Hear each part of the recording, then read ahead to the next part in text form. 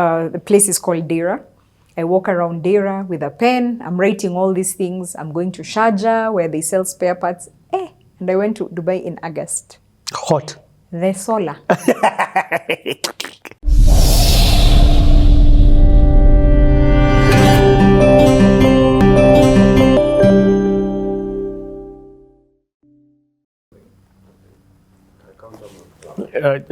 Just count. 3, 2, 1. The tagline on CTA is, you truly never know people until you take time out to get to know people. We're speaking with Wakili here. Yeah, you're a lawyer. Okay, so where we have gotten here, we've been waiting for this one, Dubai. Yeah. So 1.6 million, you've been given a meal for by? A meal by COP, Women's Fund, and 600K by Family Youth Fund. None of them are grants? No. They're loans with, the interest rate was much, much lower. Yeah, much lower. Okay. Not typical. And friendly payment? And friendly payment. Okay. Yeah. Sasa. So I panga my mizigo off to Dubai. First, Dubai is amazing. My brother is there. So I know I'm not going to stay in a hotel. I have someone to walk me around. But Dubai just expanded my mind. First, the place where they sell spare parts is not like our spare parts. You walk in, there's a desk like that. There's someone seated and there are sample parts. You walk in and they offer you water, juice, tea, coffee. So from an experienced perspective, my eyes are, what? This is spare parts. Is this equivalent to Kerenyaga Road or what? Yeah. Amazing. They were so concerned. First, they knew I was there. My brother was living in a different emirate. So they will even ask me, how are you getting home? So from a caring perspective. So the first week, I just take some time to walk around. The place is called Dera. I walk around Dera with a pen. I'm writing all these things. I'm going to Sharjah where they sell spare parts. And I went to Dubai in August. Hot. The solar. It's like somersaulting 5 times of Mombasa. Remember, I've spent a lot of time in Mombasa. Yes. So the weather, the humid, yeah. it was hot. It was hot. And then you have to get to the shops at 8. So they open 8 to 1. They close 1 to 4. Because of just a solar. Siesta. Then they open from 4, 5, all the way to 10 p.m. Nice. So this time, I have to find a place to either, I can't go back to my brother is working. I can't go back. But then I'm comparing prices. But I'm also taking the time to update my Mombasa people. Because the bulk of the things that they had been asking for, or I had seen they stock, are found in Dubai. So I'm building up my order book. I'm building up my order so you're book. like, I have found this, I'll give you at this price. Yes. Yeah. How many do you want? One will say, give me 1 box. I call his neighbor, his competitor. How many do you want? He says, half a box. I'm like, half a box and your friend has taken 1 box. Give me 2. I call the other one. Nani has taken 2. They take 3. So my order book was this. Explain that to me. So you call Aizo. Yes. Aizo who sells spare parts to different people. Yes. You tell him, Aizo tells you, I want 1 box. Yes. Then you call Wamai. Yes. And Wamai tells you, I want half a box. Yes. But you're like, but you know, Aizo has taken 1 box. Yes. Him is going to sell more even to keep guys. Yes. And he's taking 1 box because he knows he won't find it at this price. So this thing is in Nairobi, but the price I deliver it to you will be beyond what you can think. So Wamai. So you are even giving Wamai and Aizo discounts? I'm giving them much better prices. I get it. Because now, because I've traveled, I can sell to them at the Nairobi price. See, we buy in Nairobi, we mark it up, we sell to them. But now, because I'm building the order book and I'm telling them, instead of taking 5, take a box that has maybe 50. But then I'll sell it to you at, I already know the Nairobi prices and I've done my back computations. So Mr. Khan had shown me how to do the computations, how to mark up for cargo clearance, to recover my travel, all this. But Mr. Khan is your competitor? No, not really. We are selling different things. Okay. But he's also like a father because his son was also at Strath. And he discovered his son was at Strath and he was like, what? And you're here? I'll tell my son to come and talk to you. So the son now has a shop in Kirinyaga Road with his dad. Mr. Khan sounds like an Indian. No, he's not an Indian. He's? It's Karn. He's a Kikuyu man. Khan. Khan. I'm just realizing I actually don't know his real name. So call him Mr. Khan.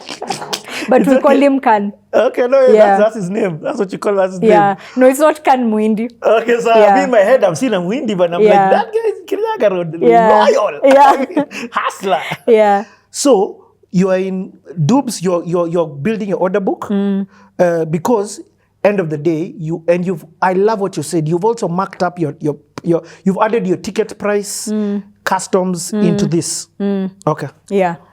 I've added. So, and the other thing that also I think my mom and I had spoken about was to bring the things that the clients need. But also as I'm offloading, I want that stock to go. So I'm actually going to Dubai for them. And in my pitch to them, I'm telling them, you won't find this price. You better take more. So as I'm calling Aizo to tell him, by the way, Wamai has now taken 2 boxes. I'm like, by the way, there's an opportunity. Can't you see? You understand? So both of them are like, hey, okay, give me 2. And how many boxes did you take of this? Okay, give me 3. So my order became much more than the money I had. What? So my brother loaned me money. You finished the 1.6. I finished. I think my brother loaned me $1 million. I don't even know whether I ever paid him. Your story. $1 million? Yeah. So I came. What friends do I have, Bano? Am I? I came with half a container of spare parts. That is a lot of parts. Because spare parts, you can buy a box this size. Yeah. And this box is maybe 100K because of the value of the things. So the things that I was taking advantage of is the small commodities, small in size but high in price. Yes. And I will now build up the order of those things. Because the way at that particular time, it might have changed. When we used to import, they would charge us the freight space. Not kgs. Not kgs, because now we were doing it by ship. Okay. Yeah, by sea. And how long was that going to take to come? It was taking 2 to 3 weeks. Okay. Yeah, there was Salia. Then there were a lot of people buying from Dubai. And it's coming to Mombasa. And it's coming to Mombasa. But then, no, they will offload in Nairobi. Okay. So they will offload in Nairobi. Then the things for my Mombasa clients, take them to Mombasa. Still by bus? By my MASH people.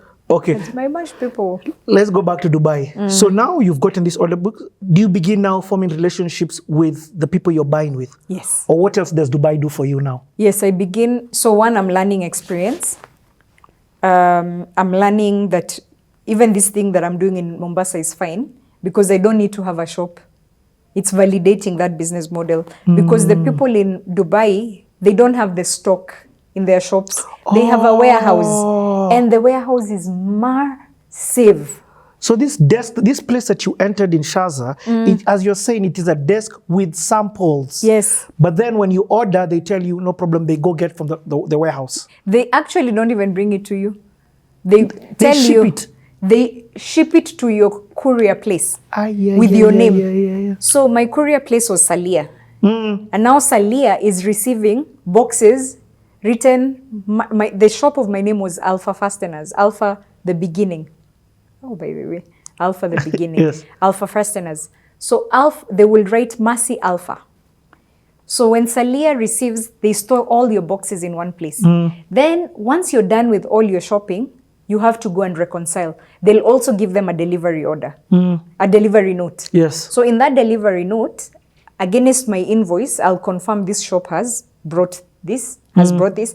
And the beauty with the other thing that also my brother taught me was that people there are very genuine. You don't need to open the box and count. If they've said it's 50, it's 50. Integrity, top notch. Guy, that's so... Yeah. Okay.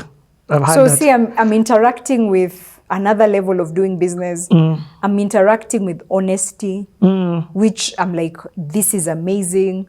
Because for me, I was like, now we have to go open those boxes. Like, no, you don't. Here, when someone says They'll deliver. Wow. So It's that so for funny that me you said that was- because that's how the Somalis, even from Dubai, work. It's The one which land in Eldoret. Yeah. Or somewhere like that. Yeah. That's amazing. Yeah. Wow. Okay. Uh-huh. So things arrive. I'm excited. We unpack the ones for Nairobi. And I go with my amazing luggage to Mombasa. Now it's a lot. And we start delivering. And that weekend, we made sales of 500 Gs. What? We had orders of 800, but we got paid 500. Because I was telling them, guys, see, I've bought these things for you on loan, and I need the money back. Because now the plan was flip, Yes. order more. Yes. Flip, order more. Okay. So we are selling. Richie, we are selling. And you're going to a guy, you're selling it for that half a mil or 800 Gs worth of sales and 500 Gs in cash. A shop is ordering like what? 20 Gs worth. You go to the next one. There were 3 main clients. Uh-huh. There was, I don't remember the name of the brothers. There was Kimani, there was Hakim, and then there were some brothers on Yes. the main road of Mombasa. I don't remember their names. Those ones were the main ones. Those ones had actually taken orders of 500 Gs each. But then they were like, because of cash. Each? Yes. Deliver for me this, I pay you now.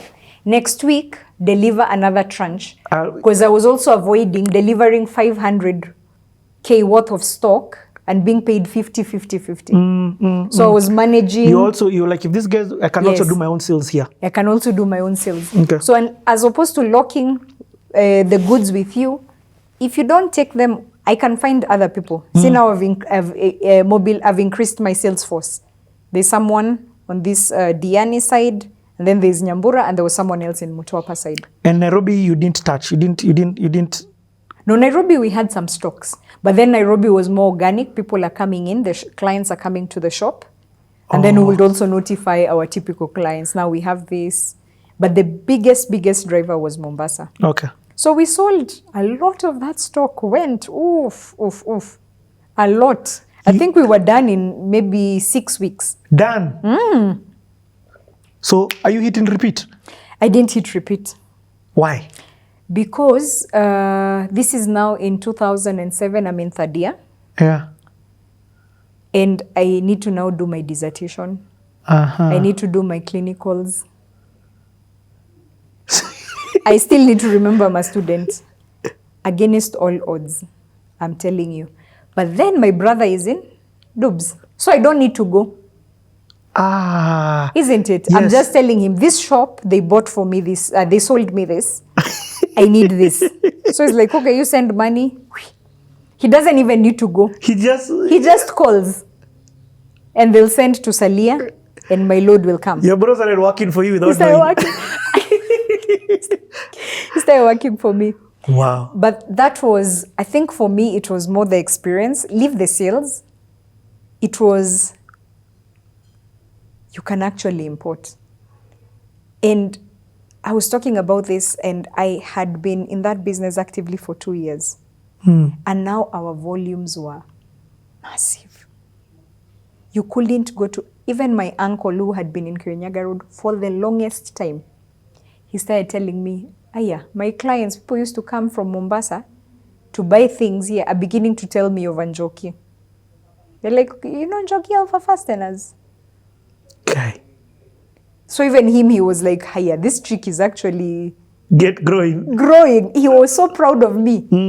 Because you see, this business started from seeing his business. And his business started from brokerage to a frontline shop with the Indians on Kirinyaga Road. So let me ask you, when you decide then to go to school, what happens to the clients that you have if you're slowing things down? Or are your sales force still doing? They're doing, but for some reason, they're not doing it as much as I will do it. You didn't clone your DNA to them. I did. I get it. Yeah, I can't explain it. Yeah. It's a personality thing also. You need to first develop a relationship with the client. You drink a soda. Yes. Then they're just going, order. So at times someone will say, I don't have an order. Then you'll be like, by the way, it's been a long time since you took this. So at times you have to initiate the order because actually they might not have the order. Yes. You have to trigger. So it was that thing. Yeah. I get it. Yeah. So I focused on school to end of 2007.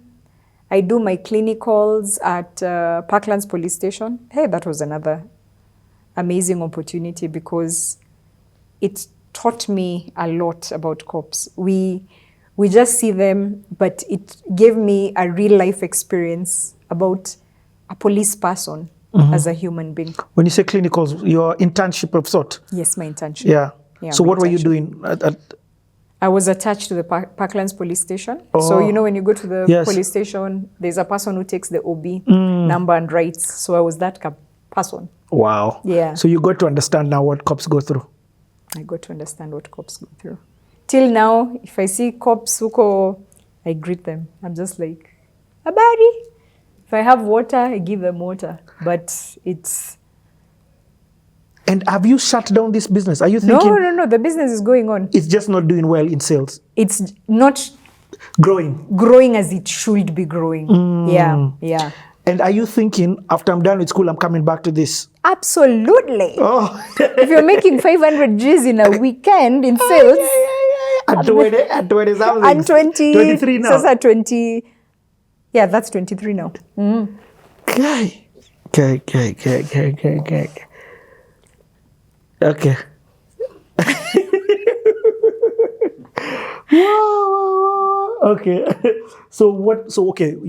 Continue the story then. Yeah. So for me, I knew after graduating, you see, I'm also telling my friends I'm not going to practice. Entrepreneurship, I'll go continue with my Kirinyaga Road hustle, maybe now expand to these other parts of Kenya, because if we could do Mombasa, we can also do the same thing in Kisumu and other regions, yeah? So internship goes on. I graduate. Can I go to graduation? Yes. I know before graduation, now we're in 2008.